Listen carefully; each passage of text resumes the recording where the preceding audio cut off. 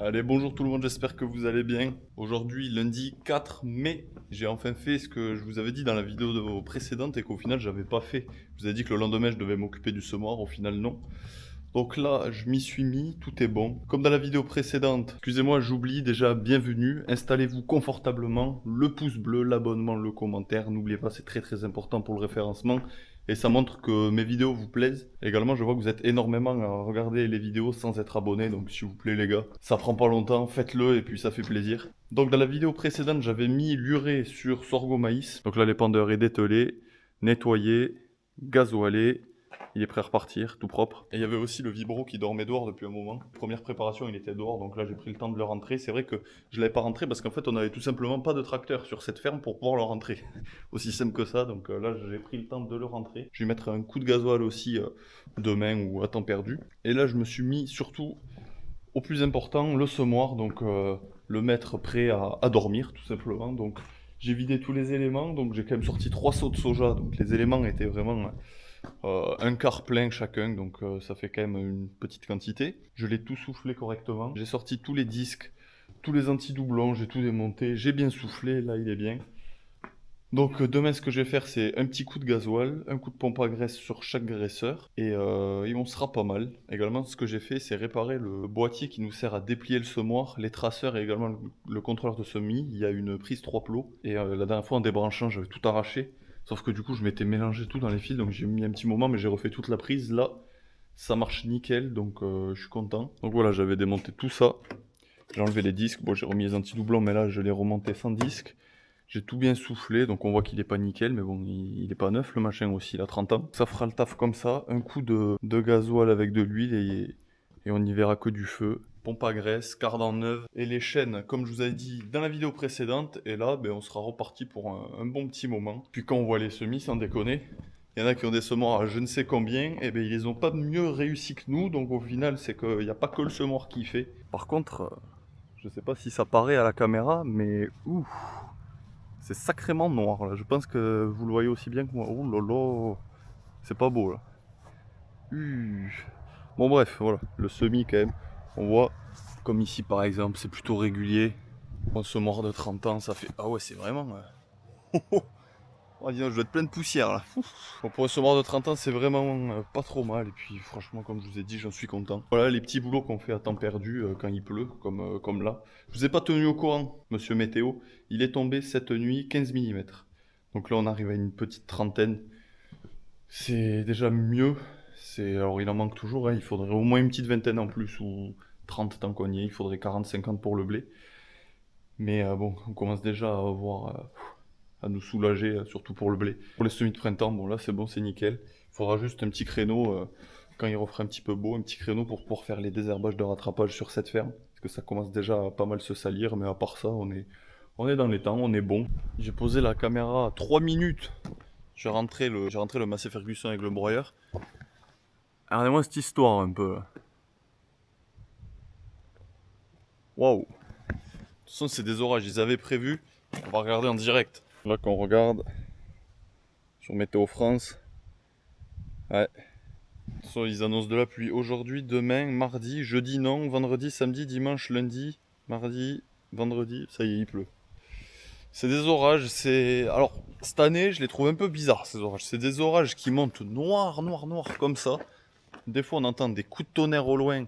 On se dit qu'on va se manger un abattage terrible, et au final, non. Il pleuviote, Là, il y a 2 jours, on a eu un orage terrible, le ciel incroyable. Il est tombé 4 petits millimètres doucement, une petite pluie, une petite averse, bizarre. Là, c'est pareil, ça monte très noir, le vent se lève et tout. On se dit qu'on va se prendre la fin du monde et au final, pas tant que ça. Donc, c'est pas plus mal qu'il pleuve tranquillement. Hier, pareil, un petit orage, il est tombé 13 millimètres. C'est parfait, doucement, ça a le temps de pomper, ça ravine pas. Quand c'est comme ça, c'est bien, pas de grêle, pas trop de vent, ça couche pas les cultures, c'est nickel.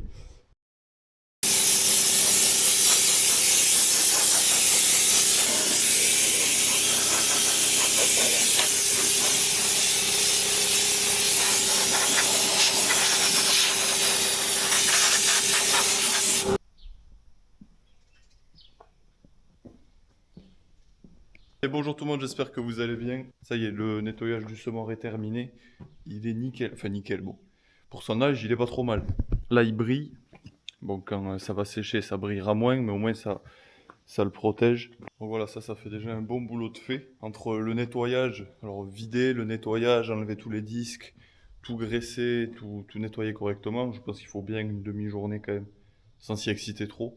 Là, j'ai terminé, je vais le replier, le dételer et il sera prêt à ressortir. La prochaine fois qu'on s'en servira, ça sera certainement en août ou septembre pour le colza. Le colza semence, voir si déjà si on en a. Et si on n'en a pas, on n'en a pas. Mais bon, ça serait bien qu'on en ait quand même du colza semence. Mais si on n'en a pas, ça sera certainement peut-être du colza conso qu'on fera, on n'en a jamais fait. Mais bon, on préférerait quand même du semence, parce que le semence, voilà, ça, c'est quand même un peu mieux financièrement. Bon voilà, la prochaine fois qu'il ressortira, ça sera certainement pour ça. Mais là, vu que tous les semis de printemps sont terminés, je le range. À part si on m'appelle pour faire de l'entreprise et que j'aille semer chez les collègues, mais bon, ça m'étonnerait, donc on va le rentrer, et puis voilà. L'ensemble est fait, il est graissé. Tout est bon. Une bonne chose de faite. En ce mardi ensoleillé, ouais, ce moyen, quoi. Disons, c'est la matinée un petit peu comme ça, couverte, nuageuse, avec des éclaircies. Et à partir de midi, début d'après-midi, ça repart à la pluie. Je sais même pas combien il est tombé, je suis pas allé voir d'ailleurs, parce que hier soir il a plu. Hier soir il est tombé un petit peu d'eau, mais j'ai même pas regardé combien il est tombé, donc on va aller voir ça de suite. Que j'attelle, dételle, je me mets dans un état. Chaque fois c'est la guerre. Il y a 5, 6, 7 mm. 7 plus, il y avait 13 hier, ça fait déjà 20 depuis... Ouais, bon, on doit arriver à force à une bonne quarantaine de millimètres, donc là c'est vraiment bien. Donc ouais, là on doit arriver à une bonne quarantaine de millimètres, donc c'est vraiment pas mal, ça commence à être bien pour le blé, donc ils annoncent encore un petit peu d'eau durant la semaine, 10, 15, 20 mm. En fait, ils en savent pas grand chose, quoi. Hier, je vous disais que c'était beaucoup des orages, mais des orages bizarres, je trouvais, qu'il n'y avait pas beaucoup d'eau. Et je parlais sur mon secteur, parce qu'à quelques kilomètres de là, dans le département à côté, et même dans mon département, il y en a qui ont pris quand même des bons abattages. Beaucoup de vent, beaucoup d'eau, beaucoup de grêle. Même voilà, à 30-40 km de là, il y a eu des coulées de boue. Enfin, ça a tout emporté, quoi. Donc c'est vrai que localement, c'est très violent. Et nous, là, bah, pour l'instant, heureusement, on n'a pas eu de dégâts. On n'a que de l'eau qui tombe doucement et au compte-gouttes. Donc franchement, il vaut mieux largement ça que, que prendre des abattages comme certains prennent. Donc s'il y en a qui ont été confrontés à ça, courage à vous.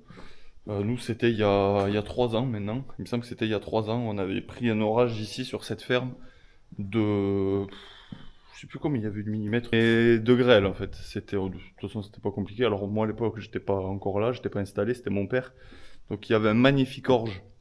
Derrière la maison, là, il y avait une parcelle de 10 hectares d'orge magnifique, un orge comme vous avez jamais vu. Et grêlé à 98%, selon l'expert. Donc, bon, quand c'est grêlé à 98% selon un expert, c'est qu'il restait pas grand-chose. On l'avait quand même récolté, parce que l'orage était arrivé là, il avait fini l'épi, il était en train de remplir le grain, donc c'est vraiment le pire moment pour grêler. On avait quand même récolté, et on avait fait 30 quintaux. 30 quintaux, grêlé à 98%, donc...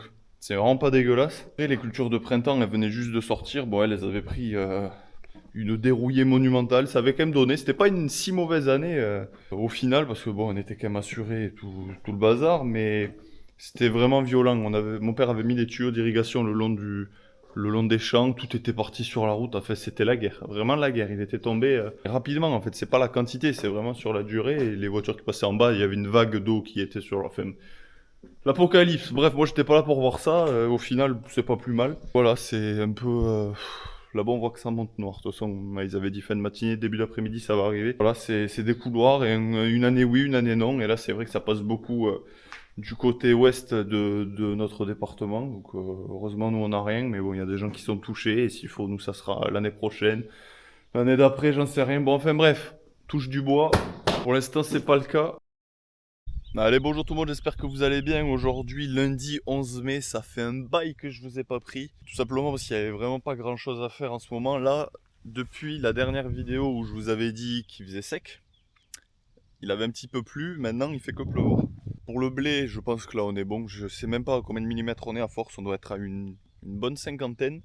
Là, je suis au soja, je viens le voir parce qu'en fait, là c'est le champ qu'on n'a pas arrosé, donc il naît vraiment au compte-gouttes. On l'a semé il y a maintenant, je sais pas, ça va faire 3 semaines, c'était début avril, ouais, au 10 avril, 10-15 avril. Il en sort encore aujourd'hui, parce que tout était dans le sec, mais il y en avait un petit peu qui était sorti. On avait pris la décision de ne pas l'arroser, et là maintenant on est le 11 mai. On voit que c'est très hétérogène, il y en a qui sortent encore, bon ça va se refaire, hein, tout va s'égaliser c'est sûr. Mais au moins on est rassuré du fait qu'il y en a encore qui sortent. Donc là vous voyez, il y en a qui sont pas mal développés, et il y en a juste qui sortent. Bon lui là-bas on voit qu'il s'est fait bouffer un petit peu. Mais il y en a qui sortent juste. Je vais pas m'y aventurer, parce qu'il a encore plus 5 mm cette nuit. Et c'est des terres qui collent, mais qui collent de zinzin. Et j'ai oublié mes chaussures de travail, j'ai mis les vieux souliers, là, les vieilles Air Force. Donc je vais pas m'y aventurer parce que ça colle comme un âne. Mais au moins, voilà, je voulais venir me faire une idée de voir le champ qu'on n'avait pas arrosé, ce que ça donne. Parce que j'y venais souvent, mais en fait, vu que maintenant les terres se sont vachement refroidies avec la pluie, ben maintenant tout est beaucoup plus long. Voilà, il y en a qui sortent encore. Donc bon, au moins on sait qu'il y aura les pieds. C'était ce qui nous importait surtout, parce qu'on commençait à se dire s'il y a vraiment que ce qui est né dans le sec, ça allait être compliqué, mais au final non, les grains qui étaient pas germés, ils étaient juste dans le sec, ils attendaient tranquillement la pluie. Maintenant c'est parti. Donc là le champ dans l'ensemble il est nickel. Je suis en train de penser à un truc par contre. Il est où le canon?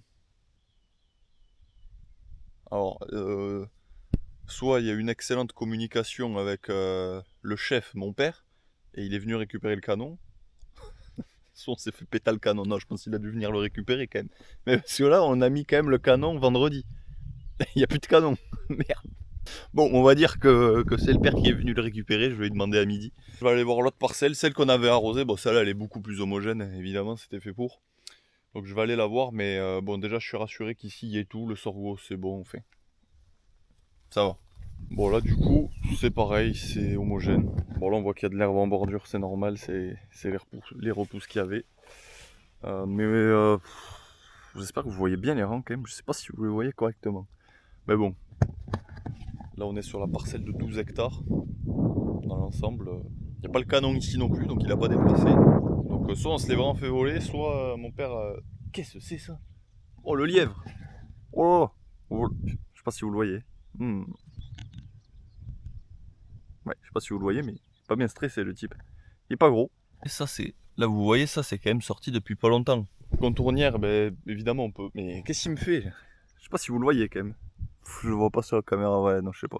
Ouais, donc la contournière c'est quand même compliqué à arroser correctement. Donc ben, c'était un peu moins arrosé ou dans le sec.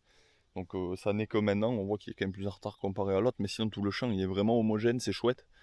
Là on voit s'il y a un créneau pour faire un rattrapage. Parce qu'en vrai, à part là, la contournière où c'est qu'il y avait des repousses de... À part ça, le champ est vraiment pas sale. Là, c'est vraiment pas le bon exemple où je suis. Il y a 2-3 ronds de chardon, mais on les avait fait. Donc normalement, à part voilà, la contournière, c'est vraiment bien. Donc pour l'instant, on n'est pas vraiment... Ça colle, c'est l'enfer.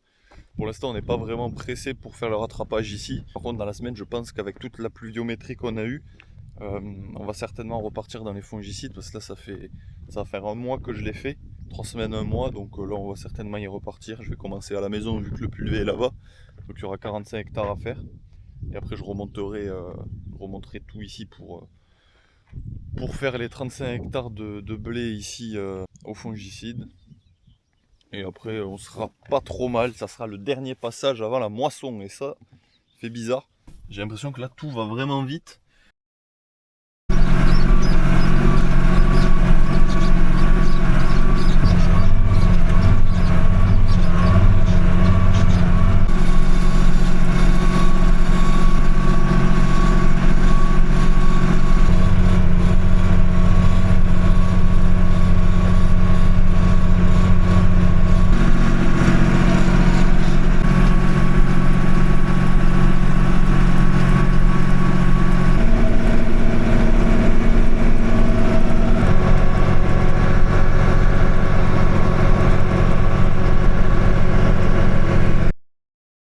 Bonjour tout le monde, j'espère que vous allez bien. Mardi 12 mai, aujourd'hui je continue les apports d'engrais. Là je suis sur l'autre corps de ferme, j'ai 15 hectares de sorgho à faire. J'ai fait 15 hectares de maïs et sorgho à la maison. Donc là je suis monté pour les faire ici. Donc je vous avais pas repris depuis le semis sur ce champ. Donc on voit que tout ce champ, c'est moi qui l'ai semé. Donc mon père a fait l'autre, j'avais fait les tours et après il a fini l'autre. Mais là tout ce champ, c'est où je galérais à régler et tout. Donc c'est sur ce champ, c'était sec, très sec. Enfin, au moment où j'ai semé c'était assez humide, mais 2 jours après c'était tout dans le sec. Donc c'est né au compte-gouttes. Là je vois qu'il y en a des tout petits. Donc c'est-à-dire qu'il y en a qui sont nés il y a vraiment pas longtemps, il y en a qui sont bien développés. Comme les comme ça par exemple, on voit que ça fait moins que c'est là, mais voilà, les comme ça, ça c'est bien plus petit. Pas bien grave, le principal c'est que tous les pieds y soient, il va pas y avoir... Regardez celui-là, là. Lui est tout petit. Le principal c'est que les pieds soient là, il va pas y avoir une énorme différence après à l'arrivée. Là comme si on se met avec un mois d'écart. Mais voilà, le principal c'est qu'ils y soient, donc là j'apporte l'urée. Alors à la maison on a fait un apport fractionné. Parce que c'était, voilà, on avait le temps, on y était, et ils annonçaient de la pluie, on s'est dit on va pas tout mettre d'un coup. Là vu qu'il est un petit peu plus développé qu'à la maison, là on fractionne pas, on met tout d'un coup parce qu'après on va partir à un temps un peu incertain, on ne sait pas s'il faut là. Si on fractionnait, là j'allais mettre une centaine de kilos, et s'il faut après il va s'arrêter de pleuvoir et on pourra jamais remettre la deuxième portion, ou alors on va la mettre et il va pas pleuvoir, donc on préfère tout mettre là. De toute façon après on sera parti dans les fongicides, il va y avoir du foin à faire. Il n'y a pas pour longtemps, hein, mettre l'engrais ça allait pas me manger la vie, mais c'est surtout la météo parce qu'on sait que voilà, c'est assez compliqué, c'est soit il pleut, soit il pleut pas. Là ça s'est mis à pleuvoir, visiblement ça se calmerait, demain après-demain il est censé repleuvoir, c'est pour ça qu'on met l'engrais. Mais après ça partirait au beau, ils annoncent 30 degrés pour la semaine d'après, on verra un peu ce que ça fait, mais voilà. Évidemment je sors les pendeurs, il y a du vent, il n'y en avait pas tout à l'heure, ça c'est la folie, la folie.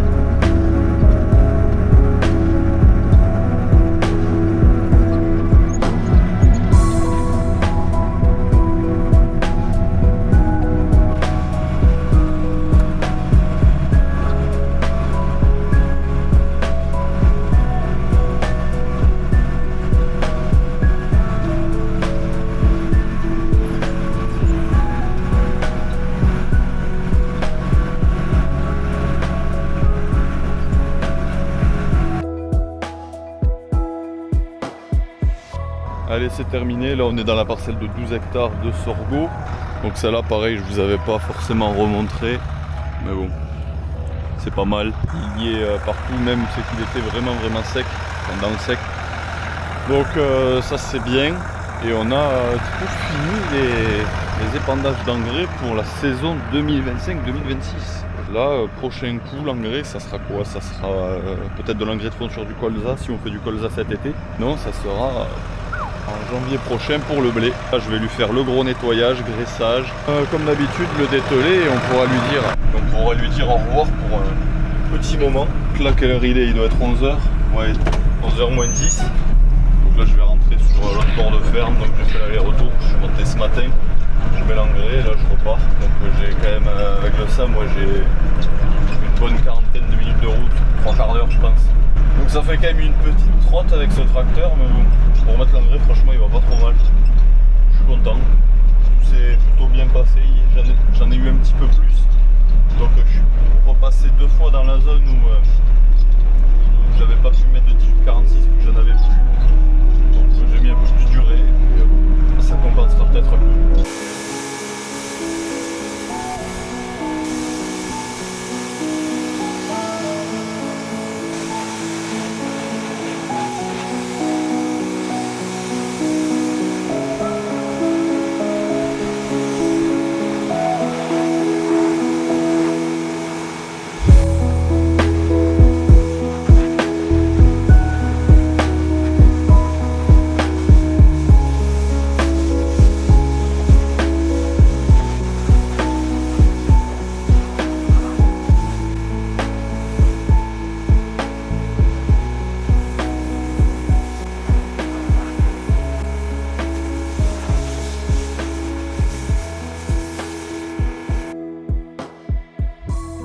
faire quelque chose que j'aurais jamais pensé faire si on m'avait dit ça. On m'a demandé de vous présenter le SAM. Bah écoutez, on va le faire alors, mais c'est vrai que c'est curieux. Bon, ça veut dire qu'il y a des gens à qui il plaît, tant mieux. Donc, v'là la bête. Ah, c'est lunaire ce qui se passe. Beau Sam, alors Sam Silver 100.6, 100 pourquoi 100 chevaux, 6 pourquoi 6 cylindres. 6 cylindres, 100 chevaux. 100 vrais chevaux, c'est les chevaux qui, sans déconner, ils tirent. Je pense que pour 100 chevaux, c'est vraiment, lui il a ses chevaux, il n'y a pas de doute. Bon, vous m'excuserez, il est un petit peu sale, vu que j'ai mis l'engrais ce matin, j'ai pas trop pris le temps de le nettoyer encore. Donc, ben, quoi dire, il n'y a pas d'inverseur, ça c'est chiant. Donc c'est un inverseur mécanique, marche avant, neutre, marche arrière évidemment. Il existe aussi avec l'inverseur ici et l'inverseur sur la poignée. C'était moderne, tac tac tac. Sur l'autre corps de fer, c'est qu'il y a mon grand-oncle, il a un Sam Silver 90. Celui-là par contre il a l'inverseur électronique, électrique, je sais pas trop. Donc nous on l'a pas, c'est un peu dommage, mais bon. C'est pas bien grave, franchement il n'y a pas grand chose à dire. Lente, moyenne, rapide, 5 vitesses. 5 vitesses avec 3 rapports sous charge qu'on appelle. Donc on peut les passer là. Que je ne me sers jamais, je les passe là. Donc admettons si je me mets en troisième rapide, j'ai, je vais vous dire, j'ai escargot, tortue, lièvre. Je crois que c'est ça. Voilà, escargot, tortue, lièvre. Donc on change avec ça. Tac tac tac. Après le relevage. Donc on monte, on descend. Ça c'est bien. Franchement, pour l'époque, c'est vraiment bien. On peut programmer des régimes moteurs. Donc là, par exemple, quand je mettais l'engrais, j'avais M2, donc ça c'est le régime quand j'étais en train de dépendre l'engrais. Donc j'étais aux alentours de 1700 tours, quelque chose comme ça, pour avoir le bon régime prise de force. Et après, donc là, off, ça met le régime moteur au ralenti. Et après, M1, donc ça c'est quand j'arrive dans les contournières, en bout de champ, je mets le M1 pour ralentir un petit peu. Et voilà. Ensuite... Donc 4 distributeurs, blocage, bon 4 roues motrices, là c'est la prise de force, on voit plus trop pour le bouton, il tire un peu la tronche.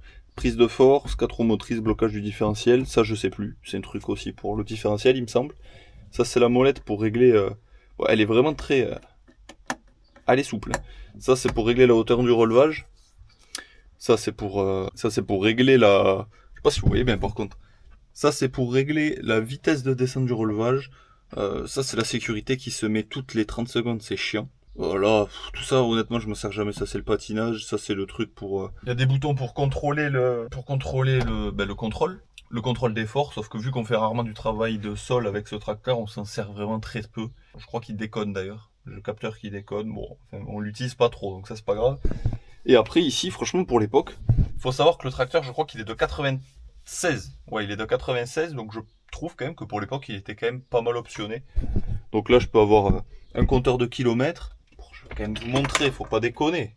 Comme le demande alors. Attendez, regardez la modernité du truc. Oh là là là là. Alors, qu'est-ce que j'ai là? Ça c'est la vitesse. Ça c'est pour remettre à zéro tout le bazar. Ça c'est les kilomètres. Ça qu'est-ce que c'est? Ça je sais pas. 96 heures, ça doit être, ouais, si on veut chronométrer le temps qu'on met dans un champ. Ça, compteur de surface, 28 hectares 92, je sais pas, je crois que c'était qu'on avait semé, mon père il a mis. Régime moteur, régime prise de force. Là, bon, c'est pour régler la largeur de l'outil. Et ça, c'est un truc pour le relevage, je sais pas du tout ce que c'est, on va voir. Qu'est-ce que c'est? Ah, bah c'est la hauteur du relevage, ok. Et là, voilà, on peut régler tout, plein de choses, terrain léger, terrain lourd, terrain moyen, je sais vraiment pas si vous voyez bien. Donc voilà, il y a quand même, sans déconner, pas mal d'options. Pour l'époque, moi je trouve que c'est vraiment pas déconnant, franchement, c'est pas mal. Ensuite ici, bon, gyro, phare avant, phare arrière, warning, ça c'est le désembuage de devant, donc ça, vous voyez, il y a les aérations. Essuie-glace arrière, ça c'est une petite loupiote qu'il y a ici. Je vais vous montrer, faut que je remette le contact. Paf, tcha tcha tcha, get donc. Voilà. Ça pareil, c'est pour gérer la ventilation. Ici pour régler, voilà, si on veut l'aération plus devant, plus derrière. Là, c'est le chauffage. En haut, qu'est-ce qu'on a en haut? En haut, on a la clim. Donc l'horloge, la clim pour régler, la petite radio ici, ici une petite lumière, toit ouvrant panoramique qui tient, regardez, voilà. On peut ouvrir le côté, ça c'est bien, des fois qu'on veut pas mettre la clim, c'est pas mal, on peut ouvrir les deux côtés, et derrière, voilà, c'est classique, hein, vous allez me dire, voilà, à une main pour le remettre, je vais m'ascagner, donc voilà, c'est vraiment, c'est assez classique, mais franchement, voilà, il est pas trop mal optionné pour l'âge qu'il a, il me semble qu'il est de 96, je vais vous dire, il y a la plaque derrière, si je me souviens bien, 95 même, donc, oh, j'ai pas remis ça. Donc voilà derrière, donc là il y a une prise 3 plots que l'ancien propriétaire avait rajouté. Distributeur 1, 2, 3, 4. Bon, prise de force, c'est classique franchement, voilà les freins de la remorque. Ici, pardon. Une petite boîte à outils, là-bas le liquide lave-glace. Assez standard quoi pour l'époque. Mais voilà, le plus important c'est que 100 chevaux, 6 cylindres, il n'y a pas grand chose d'autre à dire. Je pensais même pas vous le présenter franchement, mais bon. Si ça fait plaisir à la personne qui m'a demandé de le faire, ben, tant mieux. Mais voilà le petit Sam, mais bon, comme j'avais dit déjà dans une ancienne vidéo, il est pas très confortable. Sur la route, il va à 25-30. Donc bon, c'est pas... Ah voilà.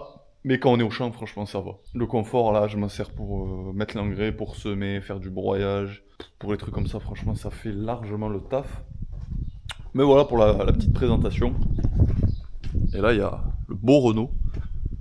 Le beau Renault que je pourrais aussi vous présenter si vous le voulez. Mais bon, là, c'est vraiment classique. Hein. Le pulvé déplié parce qu'en fait, on a les vérins qui déplient la rampe, sauf que ça déconne. Donc, ici, on avait changé la vis pour mettre ça, parce que la vis, en fait, elle se dévissait. Elle tombait, du coup, la rampe, elle se barrait.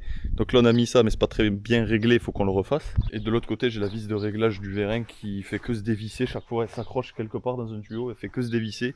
Donc chaque fois, je suis obligé de descendre du tracteur pour aller re-régler à la main la vis. Avec mon père, on va faire ça, donc il y en a un qui réglera, l'autre il sera au distributeur. Et ce soir aussi, je vais monter le tracteur sur le corps de ferme pour pouvoir potentiellement attaquer le deuxième fongicide sur le blé. Ici, mon père l'a fait hier soir, donc ici c'est bon, il est vraiment assez malade le blé ici. L'autre corps de ferme, c'est pas alarmant, c'est pour ça que je vais monter le tracteur, mais je pense quand même peut-être le faire demain matin. Au moins faire quelques parcelles, voir si je peux faire une cuve pleine, parce qu'après ça repart un petit peu à la pluie, au vent, et après par contre les conditions seront pas terribles, donc voir peut-être en faire un demain matin, mais c'est pas sûr encore. Mais normalement je monte dans tous les cas le tracteur ce soir, et après je verrai demain si je fais le fongicide ou pas. De toute façon si je le fais, ça sera tôt le matin, je vais essayer d'y être pour 7 heures. Je vais pas pour longtemps, je vais pour le temps de remplir et tout, 1h30 on va dire, 1h30, et après... Et après voilà, voilà pour la petite présentation du Sam. J'espère que ça vous aura plu, moi bon, oui.